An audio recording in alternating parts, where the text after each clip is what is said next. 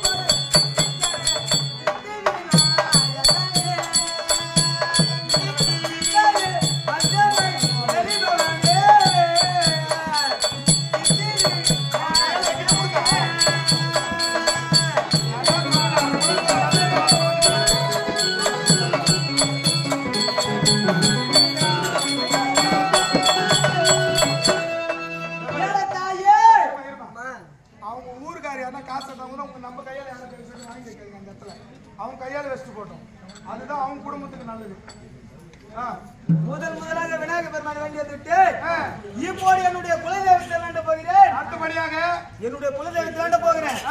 கற்பூர தீபத்தை நீங்கள் அணையாமல் போட வேண்டும் தாயே.